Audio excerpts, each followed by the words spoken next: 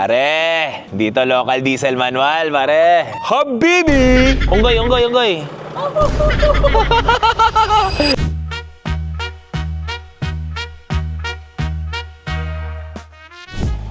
Are, diba? Diba? Meron dumating sa atin na LC80. Kaso, hindi natin na-test drive. So, ngayon, kailangan natin test drive muna. Siyempre, pagbebenta natin, kailangan ayusin natin, pare. So, kailangan muna natin i-test drive tong kotse na to in order na makita natin yung mga sira ng kotse na to. Hop! Are, dito local diesel manual, pare. Habibi! One click, pare. One click. So ngayon, syempre, mama-LTO tayo, pare. Baka ma-show cause order tayo. So kailangan natin mag-ano. Hop, hop. Medyo, pare, hindi na. So this is Dubai. Though ito pa yung mga sticker niya, hindi pa na ikakabit. Turbo! Turbo! I-drive muna natin. Kumustahin muna natin kung kumusta tong kotse na to. Hop. So this is a Dubai 1996 model. So the drive natin. Pwede.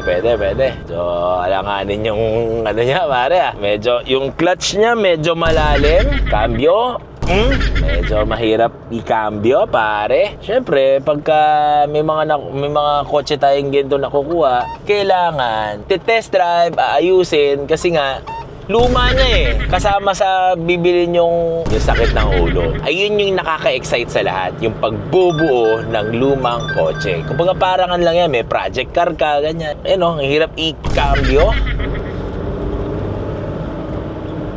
Medyo yung handling niya, medyo hindi na pantay. So, pucha pare, may multo. Bigla nag-open sa likod. So, nagulat. Pucha, parang delicates to, pare. Nagsasalita lang ako, bumaba yung salamin, pare. Medyo mahina ang preno, chong. Medyo mahina ang preno. Yan. Though, ang ganda ng tunog ng makina kasi 1HD FT.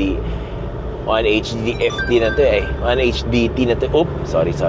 A little trivia lang, guys. Ang mga Land Cruiser na diesel, mausok pa. The more na mausok ang Land Cruiser nyo na 80, the more na mas maganda daw. Ika ng mga baka mabash na naman. Ayan.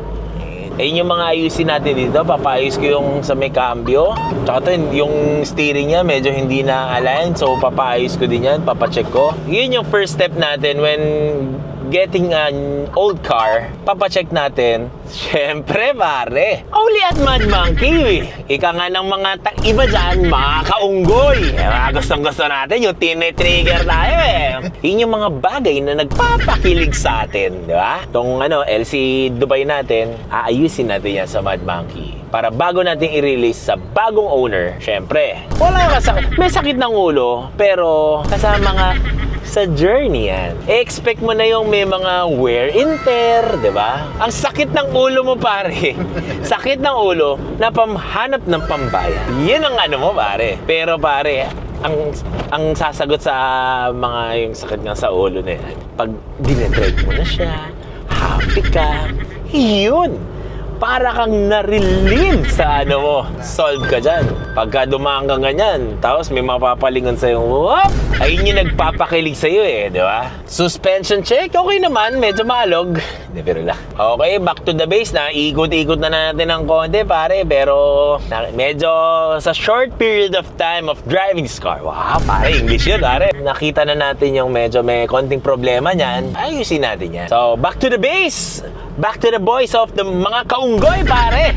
Though, itong Land Cruiser na to, yan, may mga basag-basag na dito. Convents, medyo, syempre, what do you expect with ganitong old car na Ayan, pare, ito. Ayan, yan ang binabayaran mo dyan, yung mga sa loob, pare. Ayan, woohoo! Yan ang binabayaran mo dyan sa mga lumang kotse. Ayan yung parang car freshener nila. Galing Dubai yan, pare. Galing Dubai yan. So, yan. Ito sobrang ganda, pare. Diba? Ito yung nag-open kanina bigla. So, this is the 1996 na Dubai version ng LC80 natin. So, yung mga emblem like yung sticker, kailangan natin ikabit dyan. Yung mga emblems, kailangan natin ikabit dyan para period correct pa rin tayo. Unggoy. So guys, ayan, abangan nyo yung build natin with the LC80. So yan, sorry, Naging buhaya, pare. Bye. Bye.